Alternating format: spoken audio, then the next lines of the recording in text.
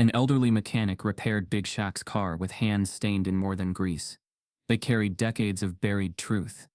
1 week later, when Big Shaq returned, the garage was locked, the mechanic gone, and the silence louder than ever. What began as a simple tire change turned into a trail of erased names, unspoken grief, and a past this town tried to bury. But some voices refused to stay buried. Before we deep dive into this interesting story, subscribe to our channel, and tell us where are you watching from. Share in the comments below. The sun had started its slow descent when the rumble beneath Shaquille O'Neal's classic 1964 Impala shifted from steady to strange. At first it was a minor tremor, barely enough to notice over the sound of the tires humming along the long stretch of cracked asphalt, but within seconds it turned to a thump, then a grind, and finally silence on one side of the car. The back right tire had given up. Shaq pulled over to the side of the road, stepping out into a heat-heavy breeze that carried the smell of wild grass and distant pine. There were no signs, no cars, and certainly no help. His phone flashed, no signal, like a cruel joke. He looked around, flat land on one side, trees leaning like tired men on the other. The road stretched in both directions, empty as a desert at midnight. He muttered under his breath and reached for the jack. But as he knelt to inspect the tire, a glint in the distance caught his eye. A metallic sign, rusted and tilting, barely visible through a gap in the trees. Danvers Auto Service. Since 1946, a dirt path led from the road, hidden unless you were stranded enough to look for it. With no better option and daylight slipping, he got back in and eased the Impala forward, turning off onto the uneven path. The dirt road groaned under the weight of the car, each pothole and rut sending jolts through the frame. The trees closed in, filtering the light until it felt like dusk had arrived early. Finally, just as the path seemed to vanish, the trees opened up to reveal a squat one-story structure. The building looked like it had been dragged out of a black and white film. Peeled paint, a faded Texaco sign hanging crooked over the door, and a gas pump so old it looked decorative. A mangy dog lay in the shade, lifting its head briefly before deciding Shaq wasn't worth the energy. He stepped out. The wind had gone still. Somewhere in the trees, a crow croaked once, and then fell silent. The screen door creaked as he approached, but before he could knock, the door opened. Out stepped a man in oil-streaked overalls, his white hair plastered back like he'd slicked it down with motor oil. His face was a story written in creases, and his eyes, sharp gray with heavy lids, carried a weariness that didn't come from time alone. "You need help," the man said flatly, more a statement than a question. "Flat tire. Back right," Shaq replied. He offered a small smile. "Impala." The old man nodded once. "Bring it in." That was it. No handshake, no recognition, no comment on Shaq's size, fame, or the car's shine. Just a turn toward the garage bay, and a walk as steady and deliberate as a man moving through memory. Shaq eased the car forward. The garage door opened with a reluctant moan. Inside was a cathedral of tools, every wrench, bolt, and lift organized with military precision. A low-hanging bulb swung overhead, casting a yellow glow over a framed photo on the wall. A boy, maybe 16, stood beside a different car, smiling wide. Shaq paused, looking at the photo, but the old man said nothing. "Name's Shaquille," he offered. The old man didn't look up from the tire. "Earl." Silence hung heavy for a while, interrupted only by the hiss of the jack and the rhythm of work. Earl moved like someone who knew machines better than people. Every motion was efficient. Every tool returned exactly where it came from. Shaq watched him, noting the tremor in his hands, the way he paused at times, as if distracted by echoes from another time. "You run this place alone?" Shaq asked casually. Earl didn't answer right away. "Always have." There was no pride in the words. No bitterness either. Just resignation, like it wasn't a fact he'd chosen, just one that had remained. The conversation didn't go far after that. Shaq, not used to being ignored, found it oddly humbling. Earl didn't ask about basketball, didn't care about endorsements or fame. He treated Shaq like any other man with a busted car. And maybe that's why it stuck with him. There was something clean in it, uncomplicated. But beneath that simplicity, something else stirred, something darker. As Earl tightened the final bolts, Shaq's eyes wandered again to the photo on the wall. The boy in it looked nothing like Earl. Skin much darker, smile younger, full of life. The frame was worn, its glass cracked in one corner. Beside it sat an old army medal in a dusty case, and a newspaper clipping, partially tucked behind it. Shaq took a step closer. The headline had been torn, but a few words remained. Local teen, no charges filed. Town divided. He didn't get to read the rest. Earl stood behind him now, wiping his hands on a rag. His eyes flicked toward the photo, then back to the car. Tires done. Should hold for a good while. Shaq turned to face him. How much? Earl shook his head. No charge. You sure? A pause. Earl looked at him, and for the first time, something flickered in his expression. Recognition, maybe, or guilt. Some debts ain't measured in money. It was cryptic. Shaq didn't push. He nodded, offered his hand. Earl looked at it for a beat too long, then finally took it, his grip strong despite the tremor. You drive safe, Mr. O'Neill. Shaq nodded and stepped back into the car. As he pulled away, he glanced at the rearview mirror. Earl stood at the entrance of the garage, watching. But not like a man seeing someone off. More like a man watching the past slip further out of reach. Back on the road, the GPS flickered back to life. Signal bars returned. Civilization began to bleed back into view. Billboards, traffic signs, passing cars. But Shaq's mind stayed behind, on that dusty little shop and the man inside it, who seemed too heavy with history. Most people would have chalked it up as a weird stop in a quiet town. A random flat tire. A quiet mechanic. That's all. But Shaq had been in too many locker rooms, heard too many silences that meant more than words. Earl's silence hadn't been passive. It had been deliberate. And that photo, that article, the tremor in his hands, it all felt like a story trying to claw its way out. He didn't know what yet. But he knew one thing with certainty. That breakdown wasn't random. Shaq stood at the open bay of the garage, watching as Earl worked with the kind of mechanical focus only solitude and sorrow can teach. The tire change had been finished quickly, but something about the man's presence, or maybe his pain, kept Shaq rooted there, like his feet weren't ready to walk away just yet. He let his eyes wander around the shop, trying to make sense of what it was he felt. The interior was neat, but not polished. It had the kind of order that comes from habit, not pride. A rhythm of routines meant to quiet the noise inside. The walls were lined with aged tools, each with wear patterns so precise it was clear Earl had used them for decades. But above the workbench, slightly tucked into the shadows, something different caught Shaq's attention. A folded American flag sat in a wooden triangle frame, its glass chipped at the corner. Beside it was a dust-covered photo. A young man in a baseball uniform, grinning like summer itself. His skin was dark, his stance confident, his glove held high as if he'd just snagged the winning out. The glove itself, worn and small, lay just beneath the frame, resting on an old oil drum like a keepsake no one had the heart to put away. It was far too small for Earl's hand, and far too sacred to be forgotten. Shaq moved closer.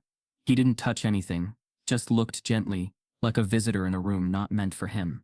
You run this place long? He asked, not looking away from the photo. Earl didn't answer immediately. He was crouched by the lift, tightening a bolt that already looked snug. Finally, he spoke, not toward Shaq, not toward the photo, but somewhere in between. Built it in '78. Thought it'd be ours. Me and the boy. Shaq turned to face him. Yours? Not by blood, Earl replied. His voice was low, but not quiet. Didn't matter, not to me. Raised him from 5. Smarter than me, kinder too. Fast hands. Used to help me fix bikes before he could reach the pedals. Shaq nodded slowly, feeling the shape of a story forming, its edges rough with things unsaid. What happened to him? Earl didn't answer. He just stood, wiped his hands on a rag that was already stained beyond use, and walked over to the wall where the glove rested.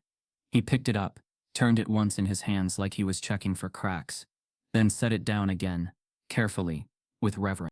Built this shop so he'd have something steady, he said. Didn't make it that far. There was grief in his voice, but also a strange sort of distance, like the grief had been there so long, it had worn down into something quieter. Something heavier. Shaq waited, letting the silence breathe. But Earl just stared out at the trees beyond the open door, as if someone might come walking out of them, baseball glove in hand. Shaq took a breath. You mind if I ask what happened? Earl turned slightly, but his expression closed. Some things are better off resting, he said, and with that he stepped toward the back room. His boots scuffed along the floor, each step more final than the last. The door clicked shut behind him, leaving Shaq alone with the tools, the photo and the silence that had taken over the room. Shaq looked back at the glove. There was something more here, something unsaid but screaming. He wasn't one to press people. Fame had taught him that silence was a wall you couldn't always climb, and sometimes you weren't meant to. Still, as he stepped out of the garage and into the sunlight, something tugged at him. A tension in the air that hadn't been there before. The trees didn't rustle. The sky seemed too still, as if the land itself was waiting for someone to remember what had been forgotten. The road back to the highway felt longer this time. The quiet of the drive wasn't peaceful. It was thick, like fog inside the mind. Shaq kept thinking about Earl's face, the way his eyes shifted when he mentioned the boy. Not sadness, not exactly, more like a wound left open, because closing it would feel like betrayal. Back in the city, the noises returned. Engines, voices, city life rolling forward without pause. But Shaq couldn't shake the image of that glove.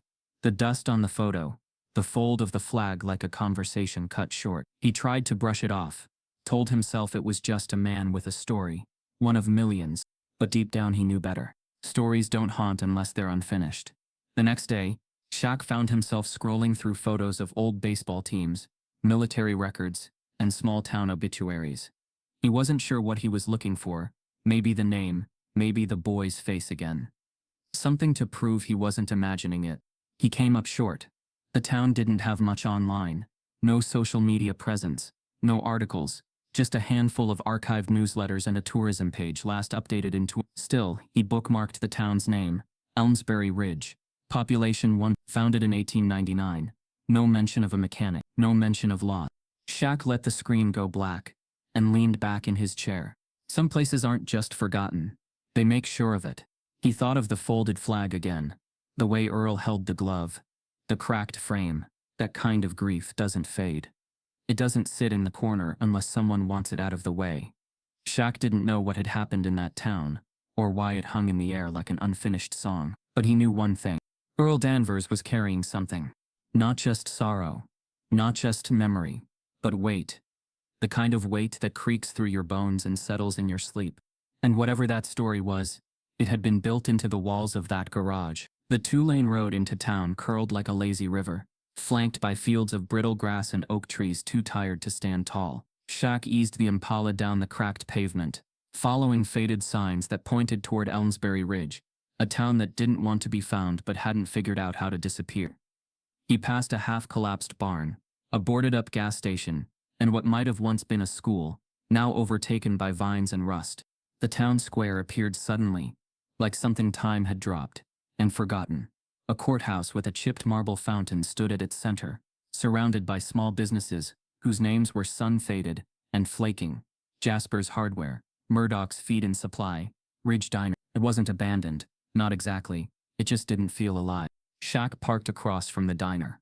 Its windows were coated with the kind of grease that catches fingerprints and memories. He stepped out, the creak of the Impala's door louder than anything else on the street.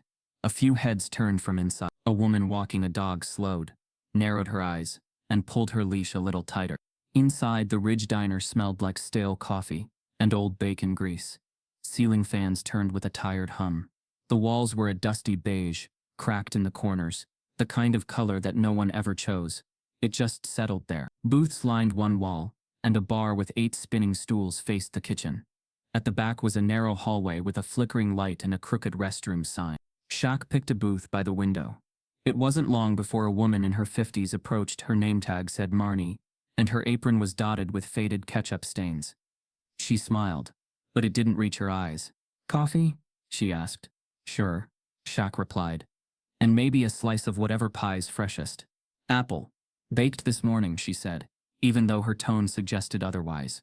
As she walked away, Shaq noticed the photo wall behind the counter, an entire span of framed portraits arranged in rows, all titled community leaders since 1925. Farmers, mayors, sheriffs, businessmen, every one of them white. The only color in the entire collection came from the aged tint of old photographs. Marnie returned with the coffee and pie, setting them down without a word. Shaq nodded his thanks. She hesitated for a second, her gaze lingering on him, not with curiosity, but caution. He smiled politely. She flinched as if it caught her off guard, then turned and walked away. Shaq looked around. A boy and girl, maybe 10 or 11, stood outside, their faces pressed to the glass.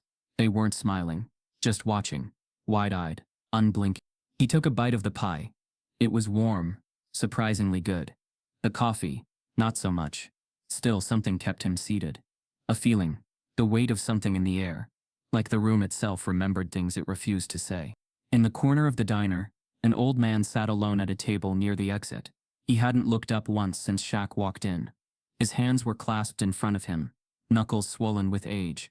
Then, without raising his voice or his eyes, he mouthed a single word across the space between them. Lee. Shaq blinked. He didn't mishear it. He read it. The man didn't repeat it. Just returned to his untouched plate and stared ahead like nothing had happened. Shaq leaned back in the booth, his eyes drifting to the far end of the counter. There, in a glass frame, hung a small, rusted plaque. The lettering was uneven, and the color had dulled to something between copper and decay. But the words were still readable. Our town. Our way. It wasn't a slogan. It was a warning. Shaq stood slowly and walked to the counter, placing 2 bills beside his half-empty cup. Marnie returned to the register without meeting his eyes. Good pie, he said.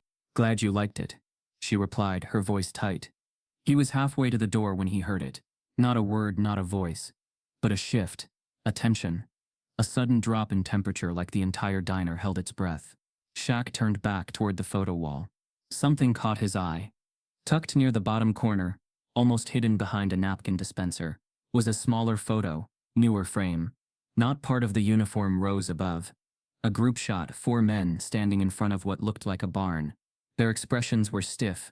One of them wore a badge. Shaq stepped closer. The man on the far right had Earl's eyes. Younger, clean-shaven, but unmistakable. It was Earl. But the photo wasn't labeled, and the men beside him didn't look like friends. He turned to ask Marnie about it, but she was gone.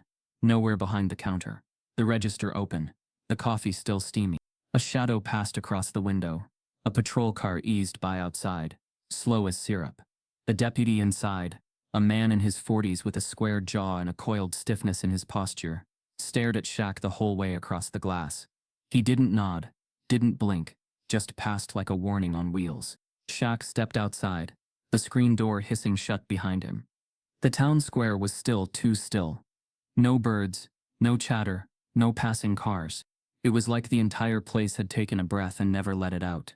As he reached for the Impala's door, he noticed a fresh scrape on the paint, faint, like someone had dragged a key along it. Not deep, not enough to damage, just enough to remind. Shaq looked around. No one visible, not a soul on the sidewalks. He climbed into the driver's seat, started the engine, and pulled away slowly, watching the mirror as the diner shrank behind him. The town didn't chase him out. It didn't need to. Every crack in the pavement, every empty porch, every rusted frame along the main street whispered the same thing. We don't forget, and we don't forgive what we never accepted.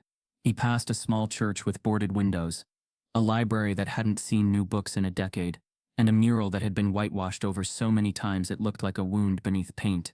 And still, no one came out. No voices. Just silence and history, living in the same skin. Back on the highway, the trees returned. The road widened. The sky brightened slightly, but the weight stayed with him. Something inside Elmsbury Ridge had frozen long ago. A moment, a lie, a decision, something ugly that no one wanted to talk about, let alone fix. And Earl? He wasn't just a mechanic in a forgotten town. He was tied to it, anchored in its soil, bound by something that refused to let him go. Shaq didn't know what had happened back then, but the town did. And it had built walls of silence high enough to keep truth from ever getting out. He thought about the diner, the wall of white faces, the plaque, the old man who mouthed, "Leave," the rusted townspeople who moved like they knew time had passed them by, but refused to admit it. But more than all that, it was Earl's shop that stuck with him. The scent of motor oil and grief, the way the man looked like he was fixing metal to keep from falling apart. Shaq pulled out his phone. No photos. He hadn't taken any. The whole visit felt like it had existed outside of the digital world. Nothing to post. Nothing to share. Just memory. Just wait. That night, he dreamed of the garage. Only this time, The flag wasn't folded. It was draped. The glove sat in the center of the room, glowing like a beacon. Earl wasn't there, but his voice echoed. "You can leave a place," it said, "but not the truth inside it." Shaq woke up in a sweat. The sheets tangled around his legs like vines. He made the decision the next morning, not as Shaquille O'Neal, the celebrity, not as Big Shaq, the public figure, just as a man who felt something unfinished. A man who knew the difference between closure and avoidance. He packed light. Just an overnight bag, black hoodie, a notebook. He slid into the Impala, checked the mirrors, and pulled out into the day. No music, just the road. The drive back to Elmsbury Ridge felt different this time. It wasn't just the destination. It was the gravity pulling him toward it. Each mile added to a tension in his chest, like a tight thread winding itself around his ribs. He passed the same landmarks. The crumbling gas station, the empty school, but now they felt like puzzle pieces, shapes from a larger image he couldn't yet see. As he approached the town's edge, something was off. The roads were emptier than before, the storefronts darker. The few people he did see moved quickly, eyes averted, like they felt the echo of his last visit, and they didn't like what it might bring. He pulled into the same spot across from the diner. The window was cleaner now, almost too clean, like someone had wiped away more than dust. Inside, a different waitress moved behind the counter. Younger, new apron, no eye contact. Shaq didn't go in this time. He didn't need more pie. He needed answers. He turned the Impala toward the edge of town, back to the dirt path with the faded sign, Danvers Auto Service. The sign had been turned slightly, like someone had tried to straighten it but gave up halfway. The path was rougher than before. The trees pressed in closer, their branches clawing at the edges of the sky. But the garage still stood, stoic and small, stubborn as memory. He pulled up slow, parked in the same spot. Only this time, the bay door was closed. Shaq got out, walked to the entrance, knocked once. No answer. He tried the handle. Locked. He circled around the side of the building. A small window near the back revealed nothing but darkness inside. No tools clanking. No lights humming. Just stillness. He called out, "Earl?" Nothing. He called again, louder. "Earl, it's Shaq. You fixed my car last week." No answer. Not even the dog from last time. Shaq stepped back, surveyed the property. The mailbox leaned sideways, its flag missing. On the door, taped crookedly and fluttering in the breeze, was a note, faded, handwritten, temporarily closed, back soon. There was no date, no signature. Shaq's chest tightened. It felt like stepping into a theater after the curtain had dropped. The story had moved on without him, but the air still held tension, like something was hiding just beyond reach. He walked back to the Impala, sat in the driver's seat, and stared at the garage. The building didn't look abandoned. It looked paused, like someone had left in a hurry, expecting to return. But something in Shaq's gut whispered different. He opened his notebook and wrote down 3 things. Glove too small for Earl. Photo of black teenager in a town with no black names. Garage now silent. Earl gone. He closed the notebook slowly. This wasn't over. He knew before the Impala came to a full stop. The shop wasn't right. The bay door was shut, tightly sealed like a vault. The windows were painted black from the inside. Not covered, but actually painted, as if someone didn't want any light going in, or truth coming out. And the chain around the front gate, thick and twisted with a new brass padlock, wasn't there before. It was industrial, overkill, the kind of lock you use when you're not just keeping people out, you're hiding something in. Shaq climbed out of the car, gravel crunching under his feet.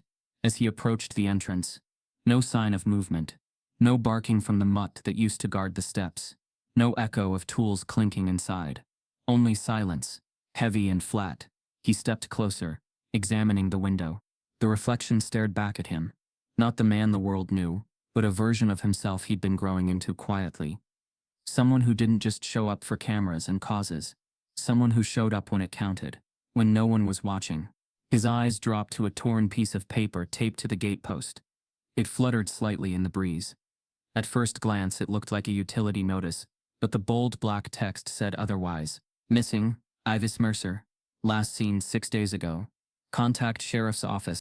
A photo of a young woman, late 20s maybe, dark blonde hair, green eyes. The paper was damp at the edges, the ink beginning to run. Shaq's gut twisted, not because he knew her, but because he knew what it meant. This wasn't about a missing woman. This was about distraction, redirection. Someone wanted to make sure whatever had been stirring at that garage got buried fast, under something louder, something easier to control. He scanned the area again. No cars, no sign of Earl, no explanation. He pulled out his phone and searched Danvers Auto Service. Nothing. Not even the outdated Yelp page that had been there before. Gone. Like the name had never existed. No address. No business listing. No His fingers hovered above the screen, and for a second he considered calling the sheriff's office, asking about Earl directly, demanding answers. But something stopped him. He remembered the plaque in the diner. Our town. Our way. He remembered the way the patrol car had slid past him on his last visit, slow and watchful. You don't ask questions in a town that specializes in forgetting. You look for what they erased. He turned back toward the Impala, slid behind the wheel, and pointed the car toward the center of town. The diner looked mostly the same on the outside. Same swinging door, same red and white striped awning. But inside, it had shifted. It wasn't the space. It was the energy. Lighter, almost forced. The jukebox was playing something upbeat, tinny, artificial. A young woman stood behind the counter, chewing gum, flipping a coffee pot as if she didn't even notice him walk in. The wall of photographs was still there, the same long row of community leaders staring out like judges from another century. Except now, the small photo tucked in the corner, the one where Earl stood with 3 other men, was missing. No hole, no nail, no frame, just gone. Shaq sat at the counter. The waitress approached smiling like a machine. "Morning. Coffee?" "Sure," he said. She poured. No hesitation. No glance up. He leaned slightly forward. "Is Marnie around?" The smile didn't change. "Who?" "Marnie. Older lady. Worked here last week." The waitress furrowed her brow, faking curiosity. "No one by that name here." He let that sit for a beat. Then, softly, "What about Earl? The mechanic who runs the garage just past the ridge." She poured a little too much into the cup. It overflowed slightly. Still smiling, she wiped the spill with a napkin. "Don't know any Earl." He looked at her then, really looked, and realized the smile wasn't confidence. It was survival.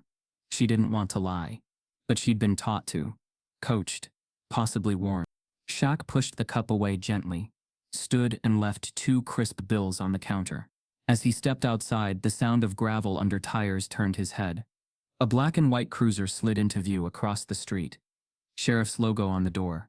The driver was already watching him, mirrored sunglasses reflecting the sunlight. And Shaq's silhouette. The car didn't stop, just crawled by at a deliberate pace, like a thought passing through a mind full of secrets. The sheriff didn't nod, didn't wave, just watched. Shaq didn't blink. This wasn't paranoia. This was erasure. Back at the car, Shaq leaned against the hood, pulled out his notebook, and scribbled, "Earl's photo missing." Marnie never existed. Missing person posted where the mechanic once worked. Town pretending time rewrote itself. He shut the notebook slowly. His fingers drummed against the cover. If they were trying to erase Earl, it meant Earl had been close to uncovering something. Or worse, maybe he had already spoken too much. Shaq knew how power worked. He'd seen it dress itself up in polite smiles and silence. It didn't always yell. Sometimes it just looked away until you vanished. But this wasn't just about power. This was personal. He drove toward the county records building, a squat mustard-colored structure near the outskirts of town. It looked like it hadn't been updated since the 70s, which suited him just fine. The receptionist, a man in his 60s with wire-rimmed glasses, sat behind a smudged plexiglass partition. "I'm looking for any business licenses or property filings under the name Earl Danvers," Shaq said. The man raised an eyebrow. "What's your reason for the request?" "Trying to return something personal," Shaq replied smoothly. The clerk sighed, pulled out a dusty ledger, flipped through pages, and typed into an ancient terminal. "No record of that name here. Not for the past 10 years. Shaq paused. "What about older files?" The clerk looked at him. "Older files are archived. Basement. Needs county clearance." Shaq offered a calm smile. "Then I'll wait." He didn't get the files that day. But as he stepped back outside, he knew something for certain. Someone had scrubbed Earl from the town's memory. Not just the man, the whole existence of him. The shop. The photograph. The people who knew him. Gone. Deleted like a glitch in history. But Shaq had seen him, heard him, watched the way his hands trembled over the memory of someone he lost. That kind of pain doesn't just vanish. It leaves fingerprints. He slid behind the wheel of the Impala, started the engine, and looked back toward the town, its stillness, its silence, its lies, and whispered, "I remember." The living room smelled like old books and spent time. Stacks of files leaned against the walls like silent witnesses. Every surface held paper, folders, handwritten notes. A rusting fan pushed warm air in slow circles. Shaq didn't sit. "I'm looking for anything on Earl Danvers," he said. "Mechanic. Black man. Ran a shop just off the Ridge Road. Would have been in town until at least a week ago." Lewis squinted. "Danvers?" Yeah. Lewis scratched his chin, then moved to a box near the far wall. He thumbed through files, fingers moving faster than his eyes. Then he stopped, pulled a folder free, and opened it. Heard a rumor about him back in 18. Was supposed to testify in a case no one would name. Next thing you know, sheriff's office puts out a death notice. No funeral, no obituary, no body. Shaq stepped closer. "So they declared him dead without proof?" Lewis nodded slowly. "Official cause, presumed deceased due to extended absence and no known family contact." "Was there an investigation?" "Sure, a one-page report. Buried under 4 years of budget audits." Shaq stared at the folder. Lewis watched him. "This town," Lewis said quietly, "doesn't just forget. It buries. And not just the dead. If you don't play along, they'll make sure no one remembers you ever existed." Shaq reached into his jacket and pulled out a slim envelope. Enough cash to speak without saying too much. Lewis didn't flinch. Just tapped his fingers on the folder. Thinking. "There's more," he said. "Not here. But I know where he kept things." Lewis jotted an address on a torn corner of a takeout menu and handed it over. "A self-storage facility, just outside of Marlow. Unit." "You didn't get this from me," he said, tucking the envelope into a dog-eared copy of To Kill a Mockingbird. Shaq nodded once. "You ever meet Earl?" "Once," Lewis said. "Quiet man. Shook your hand like it meant something. You don't forget people like that. You just don't get to protect them." Shaq left the house and drove straight to Marlow. The storage facility sat behind a truck depot, marked only by a flickering neon sign that read "Lock and Stow." The attendant didn't look up as Shaq passed through, keying in the code Lewis had scribbled on the back of the address. Unit 309 was in the far corner, flanked by walls of dented metal doors. Shaq found it, slipped in the key, and turned. Inside was a smell he recognized instantly. Oil, dust, and something older. A workbench had been shoved to one side, and 2 plastic containers sat in the center of the space. Tools, papers, fragments of a life someone didn't want, erased. But what caught his eye was a third box in the back. Wooden, small, carefully labeled in black marker. "Caleb." Shaq knelt, lifted the lid. Inside, a faded photo of Earl and a teenage boy with deep brown skin, arms around each other, grinning in front of the garage. The same glove from before lay at the bottom of the box, along with a folded newspaper clipping. "Teen dies in unexplained incident near Ridge Park. No charges filed." No photo, no full name, just. Beneath the article sat an old handheld cassette recorder. Shaq picked it up. A tape was already inside. He pressed play. The machine clicked. Then, a breath. Then Earl's voice, rougher now, shaking not from age but from pain long carried. "If someone's hearing this, I guess I didn't make it. Or I ran out of time. Either way, I need someone to know. Not the polished version. The real one." Another breath. A pause. Like he wasn't sure if he could finish. "They killed my boy. Not because he did anything, but because he looked like me." Silence. "Caleb was 16 when he came to me. His mama passed. No daddy around. I took him in, taught him how to turn a wrench, how to hold his shoulders high. That boy had dreams. Was gonna run track, maybe even college." The tape clicked softly as it turned. Then came that girl. Local. White. Said Caleb made her uncomfortable. That's all it took. No investigation. No charges. Just whispers. Just eyes. Just a knock at the door one night. And he was gone. Shaq closed his eyes, listening. His jaw clenched, but his hand stayed still. They said it was an accident. Said maybe he ran off. But I found his sneaker in the creek. Only one. He never left the house without both. That boy was proud of how he walked. A long pause. Then, softer. Sheriff back then was Mercer's daddy. Hank Roderick was just a teenager. But he was there. All of them. I saw him drag him out. I was too scared. I didn't fight hard enough. I thought if I stayed quiet, maybe I'd be allowed to stay. That silence cost me everything. Shaq felt it like a bruise rising beneath the skin. The kind of guilt no time can ease. So I stayed in that shop.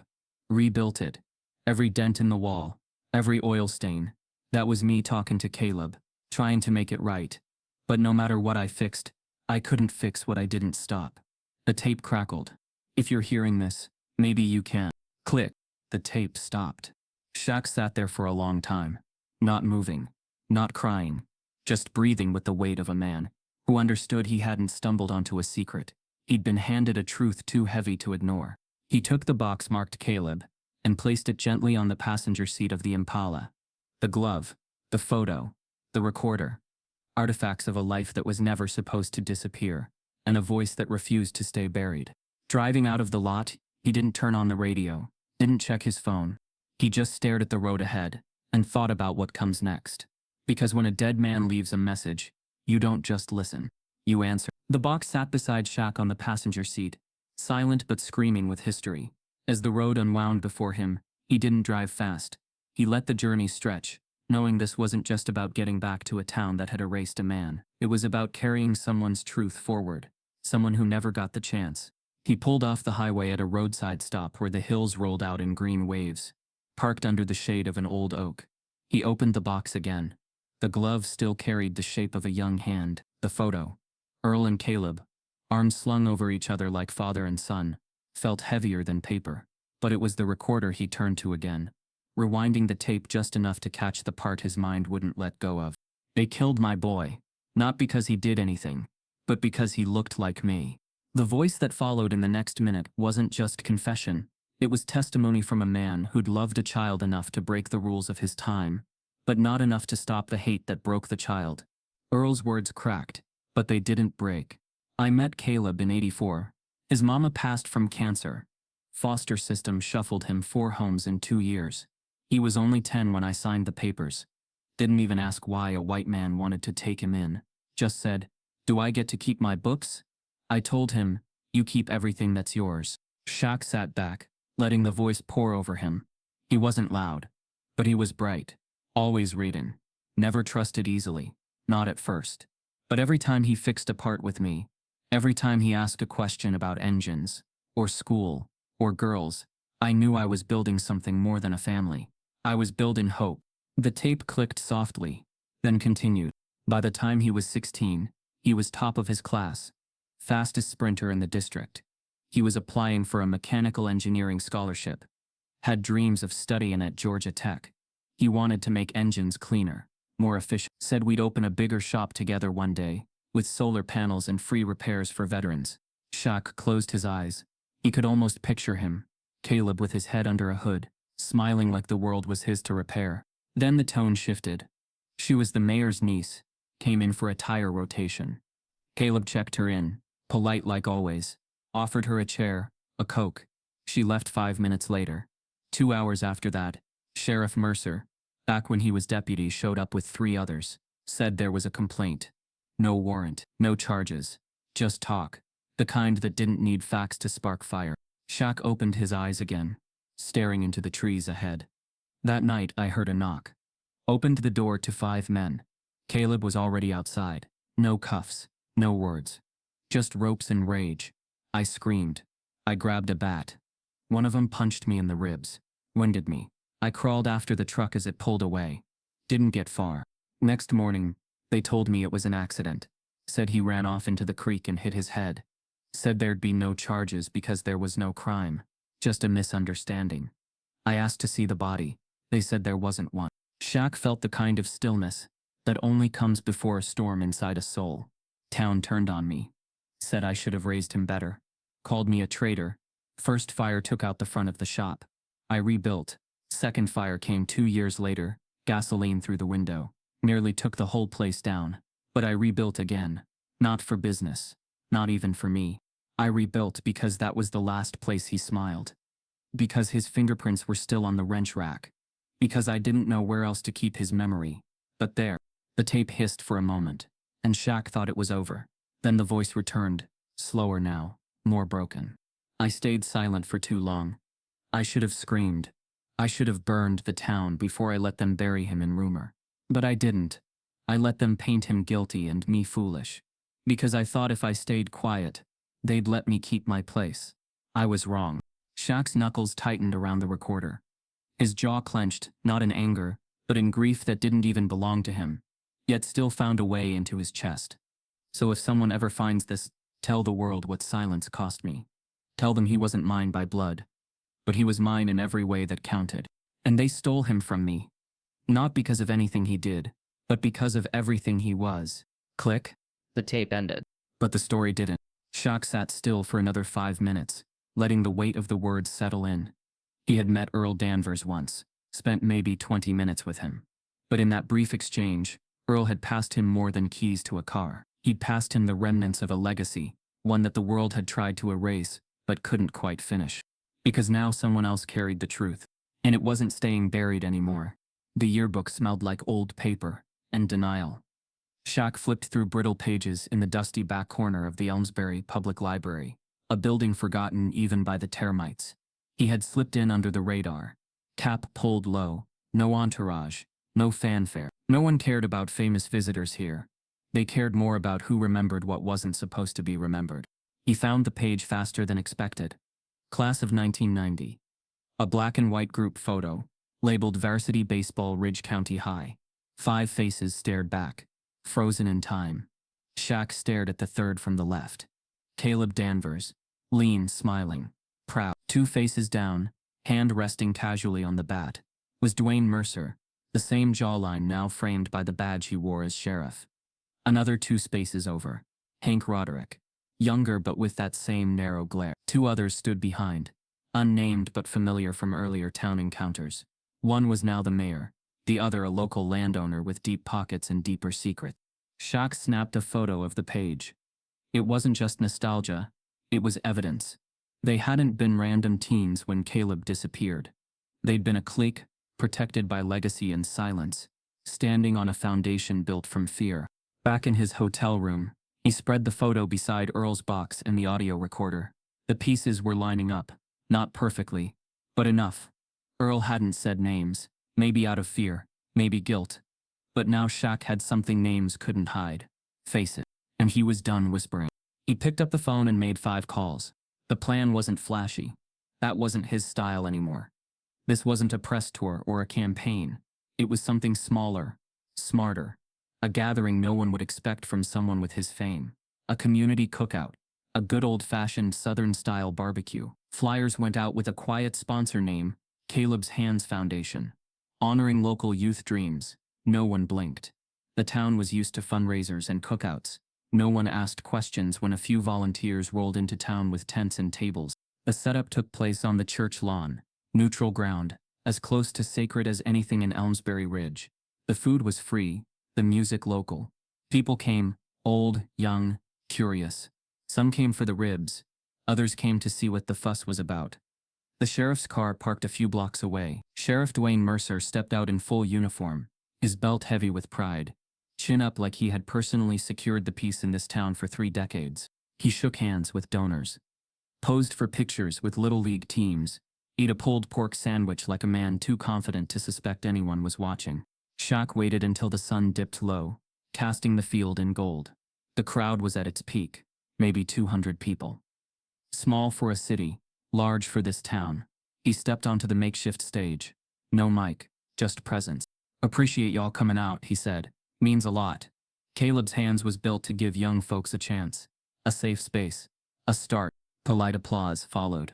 He nodded once, then reached into his pocket and pulled out the old tape recorder. "I want y'all to hear something." He clicked play. The speakers, barely audible over the wind, crackled, and then Earl's voice filled the air. "They killed my boy. Not because he did anything, but because he looked like me." Silence fell. Shaq didn't flinch. The tape rolled on, Earl's trembling confession unfolding across the lawn. People turned, whispering. Some froze.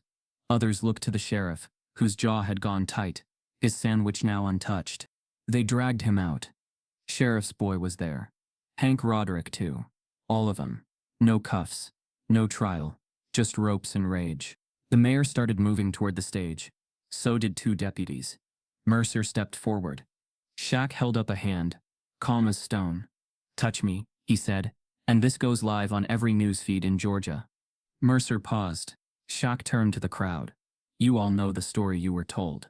Now you're hearing the one that was buried." A woman near the front gasped. An older man gripped his cane harder. The kids didn't understand, but they saw enough in their parents' faces. Mercer spoke then, voice low but sharp. "That tape is a lie. That man was unwell. Had been for years." Shaq looked at him. Really looked. "Is that why you declared him dead without a body? Why you scrubbed his name from property records? Why the only photo of him vanished from the diner wall?" Mercer stiffened. "This isn't how we do things here." Shaq stepped down from the stage. "You're right," he said, approaching slowly. "Y'all don't do things with truth. You do them with fear, with whispers, with silence." He stopped inches from Mercer. "But here's the thing about silence, Sheriff. Once a voice finds its way through, it never stops echoing." The recorder stopped with a soft click. The damage had already been done. A man from the back, a former teacher, stepped forward. "I remember Caleb, smartest kid I ever taught." A woman followed. "He fixed my car once. Wouldn't take a dime. Said he was practicing for the future." And then a voice from the crowd called out, "Why didn't anyone do anything?" No one answered. Mercer walked off the field. Hank Roderick wasn't there. He hadn't shown. And maybe that was his mistake. Because now the town wasn't just hearing whispers. They were speaking them aloud. Shaq didn't need to stay long. He left the recorder with the local newspaper editor, along with a full transcript and the yearbook photo. The headline the next morning read, "Local Hero or Cover-Up Victim. The Caleb Danvers Tape." It wasn't national news, not yet. But it didn't need to be. The seed was planted. And secrets don't grow in sunlight. As he packed up the tent, Lucille called. "I heard what you did," she said. "That man raised his boy right. Shame it took the world so long to see him." Shaq looked out across the lawn. People were still there, talking, pointing at the stage, reading flyers, asking questions, kids running, elders remembering. And in the breeze, something unspoken finally stirred loose. "He ain't gone," Shaq said. "Not anymore." The video hit Twitter like a lit match in a dry forest. First a few retweets, then a thread from an independent journalist. Within hours, the fire was burning across every timeline. Shaq hadn't posted it himself. That wasn't the point.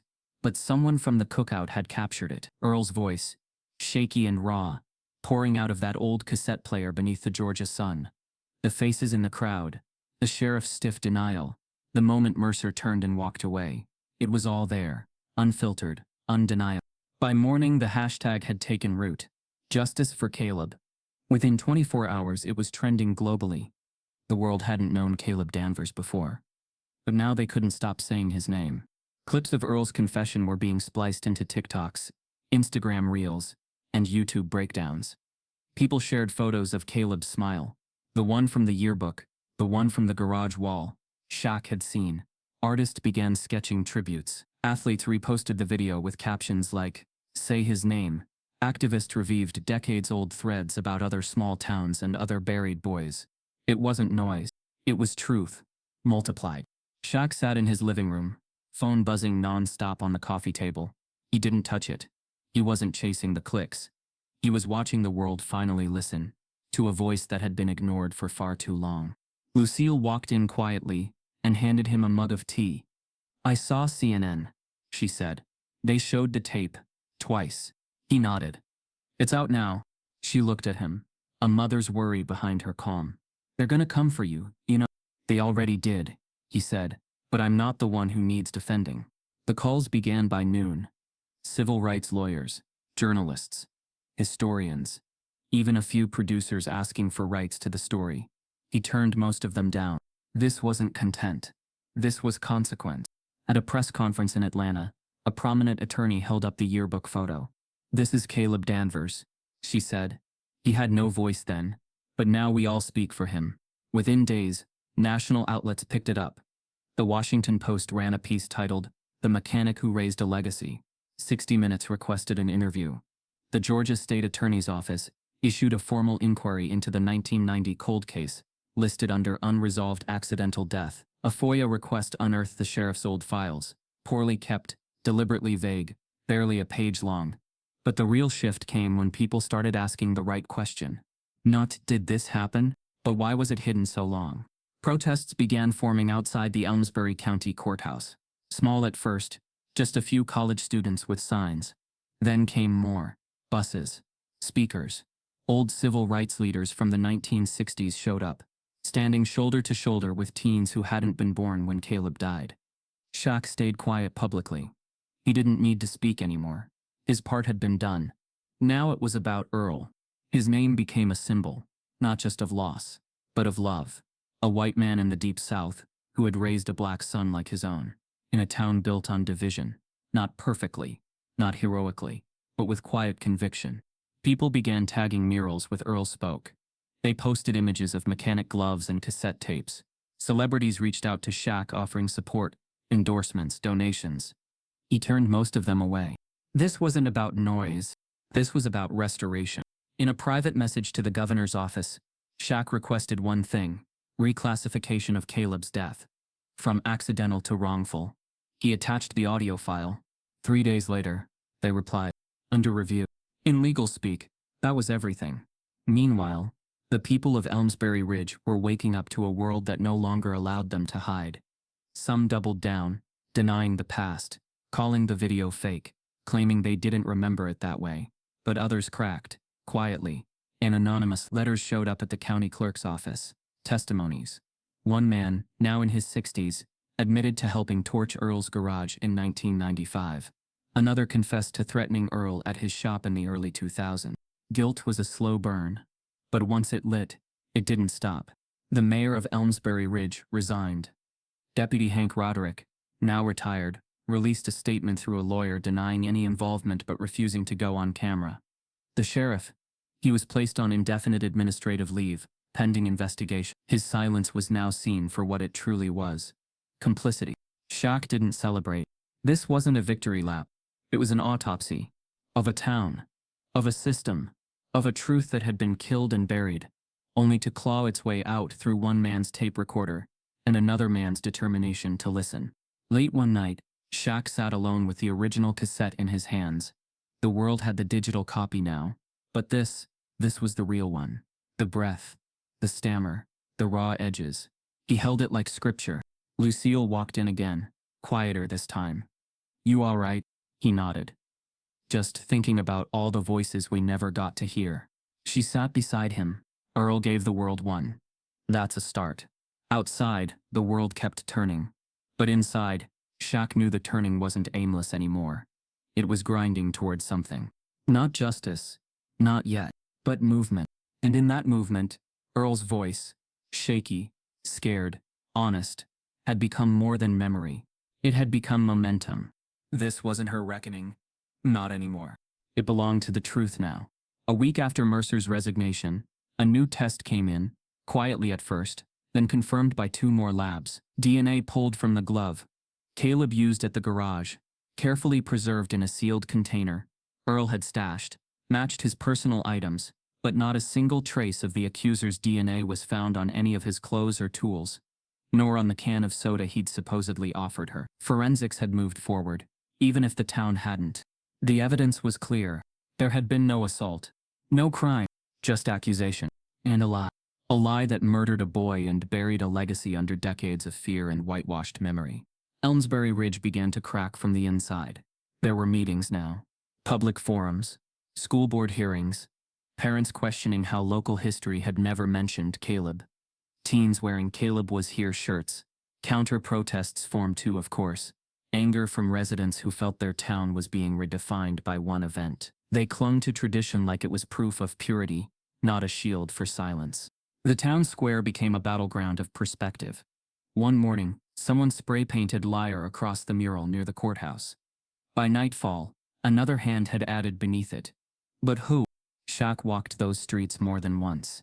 Not to stir up more attention, but because he wanted to see how the story moved after him. What stuck, what faded, what lived in people's eyes when they thought no one famous was watching. What he saw was transformation. Not perfect, not pretty, but real. Some folks nodded at him now. Others crossed the street. The air held tension. Yes. But it was active now. Charged. Awake. He was standing in the library when a teacher approached. Not old, not young, nervous. She said she'd been reading to her students from the yearbook page, told them about Caleb, about how history leaves people out on purpose, and how now it was their job to write him back in. Shaq smiled and thanked her. She cried when he left, but beneath the progress pain still simmered, because not everyone had confessed. Some names remained hidden. Some hands remained clean, only because they'd been smart enough to let others do the dirty work. Not everyone would see consequences. Not everyone would admit they had once nodded along when Caleb was blamed. Still, the momentum wouldn't stop. Not when national organizations started naming Caleb's case in their studies of racial injustice. Not when schools from other counties began asking about programs to teach students how to identify systems of silence. And not when a petition with over 500,000 signatures demanded that the town formally recognize Caleb Danvers Day.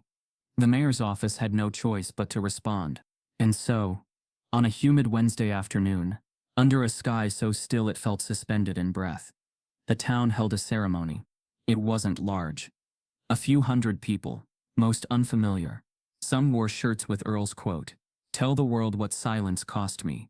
Others brought sunflowers, Caleb's favorite flower, according to an old note tucked in one of Earl's journals. The service was held near the edge of the park, where a new plaque had been installed beneath the tallest tree. It read, "In memory of Caleb Danvers, a dreamer, a builder, a son, stolen by silence, restored by truth. May we never bury justice again." Shaq stood near the back. He didn't speak. He didn't need to. Others did. Earl's name spoken like a hymn. Caleb's story read aloud by a child too young to remember him, but old enough to believe he mattered. And just as the final name was spoken, the wind finally moved. Light, but certain. Shaq turned to leave, his work not done, but no longer alone. Because once the masks fall off, you can't put them back on. Not when the truth finally has a name, and not when the silence is no longer yours to keep. The garage looked different in the morning light, less like a place abandoned, more like one waiting. The blacked-out windows had long since been cleared, the heavy chains removed, but the space still breathed with something sacred, like memory resting beneath the floorboards, waiting for the right hands to lift it gently, not erase it. Shaq stood alone in front of it, a quiet wind moving through the trees behind him. There were no reporters, no cameras, just him, a ring of keys in hand, and the deed folded in his back pocket. It hadn't been a hard purchase. The county, under pressure and scrutiny, had no reason to fight it. They had no legal owner of record. The garage was considered unclaimed property, and Shaq's offer had come with a clause: no profit, no resale, no branding, only restoration. The doors creaked when he pushed them open, and the smell hit him instantly: motor oil, dust, old wood, and something else beneath it. Something that couldn't be bottled or explained. History. He walked through slowly. The walls still bore marks from tools, long gone. Scorch marks from fire lingered in the corner. A broken window above the workbench let a beam of sun stretch across the floor. The place wasn't spotless. That wasn't the point. It was real, worn by time, not failure. He reached the workbench and ran his hand over the wood. Earl's initials were carved in one corner, so faint they almost disappeared in the light. He found the same photo of Caleb tucked behind the old breaker box. It had water damage now, but the smile still lived. He didn't take it down. He didn't frame it either. It stayed where Earl had left it. This wasn't about building something new. It was about finishing what had been started. The next few weeks moved with steady, quiet purpose. Shaq didn't hire a crew. He didn't call in corporate help or flashy sponsorships. Instead, he called in people who knew what it meant to fix something with their hands. Old mechanics who had been pushed out of work when factories downsized. 2 retired auto shop teachers who drove in from Augusta. A few neighborhood teens who knew more about engines than books. And finally found someone who didn't make them choose between the two. He called it Caleb's Hands. Not a foundation. Not a business. A space. A place where young black teens, kids like Caleb, kids like the ones the world forgets until it's too late, could learn how to build, how to repair, how to work with machines and understand their own worth beyond headlines and hashtags. Each wall in the garage carried names, now not just Caleb's, but dozens of others, names that never made the news. Stories that lived only in footnotes or whispers. Shaq worked with researchers and local families to gather them, paint them, preserve them. No dates, just names. First and last. Some names only came with a city and a year. That was enough. The walls spoke now. Lucille visited one morning just after sunrise. She stepped into the garage, stood in silence for a while, then touched one of the walls where the sunlight hit Caleb's name just right.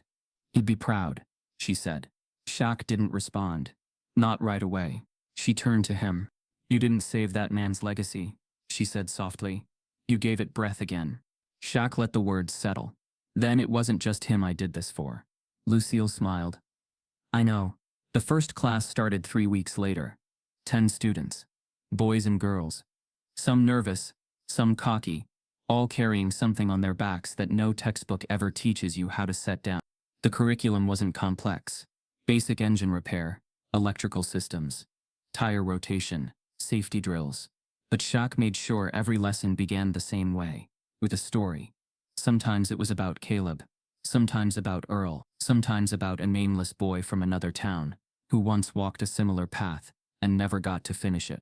And slowly something began to shift. Not in the tools, not in the parts, but in the way the kids stood. Taller, straighter, not because they had something to prove, but because someone finally looked them in the eye and said, "You're worth being taught." Word spread. More students came, a few from other counties. Some parents drove an hour just to bring their kids. A few kids came alone, walking or biking, or catching rides with cousins. They showed up early. They stayed late. They kept their hands busy, but their hearts open. And Shaq, he didn't make speeches. He wiped sweat from his brow like anyone else. He taught what he knew. He learned what he didn't. He listened. One afternoon, a boy named Jamari, 13, small for his age, asked if Caleb had really fixed cars by himself. Shaq nodded. "Every day." The boy smiled. "Then I think I can too." It was a small sentence, but it meant everything. Because Caleb never got to pass his knowledge down. Now his name was doing it for him. One of the teachers hung a sign above the entrance that read, "This ain't a second chance. It's the first one some folks never got." Shaq kept it there. By the 3rd month, local businesses started donating supplies. A nearby parts shop offered free tires. A tool company sent boxes of equipment with no invoice. They didn't want their logo up, just a thank you card. And the town? It changed slowly. Some folks still avoided eye contact at the gas station. A few neighbors crossed the street when Shaq passed. That was fine. Change didn't require everyone. It just required enough people to stop pretending the past was harmless. Earl never returned. No one knew where he'd gone. No letter. No update. But every week, like clockwork, a box would arrive at the garage. Always unmarked. Always addressed only to Caleb's hands. Inside, old spark plugs, shop rags, a wrench with the initials CD carved into the handle. Once, a folded map with a town circled in red, a place where another boy's story had vanished, and maybe now someone would find it. Shaq never questioned where it came from. He just added each item to a shelf marked Echoes, and so the garage kept running. Not on profit, not on fame, but on memory, on momentum, on purpose. Because Earl had built it for a boy who never got to finish his story. Now Shaq had turned it into a place where other stories could finally begin. It came on a Tuesday, no knock, no fanfare. Just a slim, unmarked envelope, left at the door of Caleb's hands. No postage, no return address. The kind of delivery that didn't pass through systems, but through intention. Shaq spotted it as he arrived just after sunrise. The shop still dark, the gravel lot damp with dew. The envelope leaned against the door like it had been placed there, not dropped. He picked it up gently, noticing the faint scent of oil and pine. Subtle, but unmistakable, like memory clinging to paper. Inside was a single photograph. Earl, standing on the edge of a mountain ledge, high above the clouds, arms crossed, wind brushing back what little hair time had left him. His expression wasn't stoic or haunted like it had been in the garage. It was soft, at ease. A man who had laid something down after carrying it too long. The background was vast. Sky, stone, Distance. A place far from roads and records. Far from everything Elmsbury Ridge had tried to bury. Shaq flipped the photo over. Written in black ink, in a hand both strong and a little unsteady, were 9 words. Thank you, Shaq. You gave me peace without praise. Taped below the words, pressed neatly onto the card's edge, was a smudged but familiar mark, a faded thumbprint in grease. Underneath it scribbled faintly in blue ink. 3 simple words. Caleb's dad. Shaq stood there for a long time. Photo in one hand, the morning breeze moving softly across his shoulders. He didn't rush inside, didn't pull out his phone, didn't even speak, because what he was holding wasn't just a message, it was closure.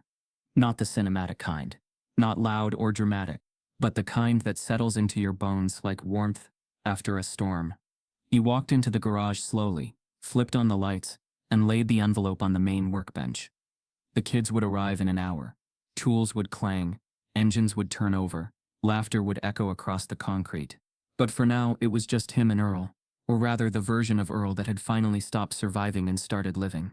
Shaq opened the small wooden drawer, beneath the bench, the one where he kept things that didn't belong in frames or files. The cassette, Caleb's old wrench, letters sent by mothers from other towns, thanking him for what Caleb's hands had become. He placed the photo inside carefully. Beside them, a living record. Not of a mystery solved, but of a soul unburied. As the day stretched forward, Shaq thought about what peace really meant. It wasn't just about rest. It wasn't just silence. It was recognition. It was a man once erased now standing tall on a mountaintop, saying with his smile, I exist, and someone saw me. The kids arrived like they always did. Backpacks slung, energy high, voices bouncing around the walls. One of them, Tariq, came up to Shaq with a busted carburetor and a grin like mischief bottled. Think this one's toast, coach? Shaq looked it over, turned it in his hand. Not toast, he said. Just misread. You look hard enough, anything can be rebuilt. Tariq nodded like he understood more than just engines. In the afternoon, a new student joined. A girl named Elise, 16, with sleeves rolled high and questions about torque before she even said hello. By the end of the day, she'd tuned an alternator without help. Shaq watched her as she worked, saw the focus in her face, the steadiness in her fingers. He thought of Caleb, of the boy Earl raised, of all the boys and girls who had never been given the time to learn before being judged. Now, they were learning in a place built from their names. After the shop closed, Shaq walked outside, the evening sun dipping behind the trees. The garage glowed with that late amber hue that made everything feel a little more permanent. On the outer wall, the mural of names shimmered faintly in the light. He took out a small brush and a can of sealant, and carefully went over the newest edition, a name submitted by a family 3 towns over. Another boy, another forgotten story. Shaq didn't need to know every detail to know he belonged on the wall. When he was done, he stood back and looked across the names.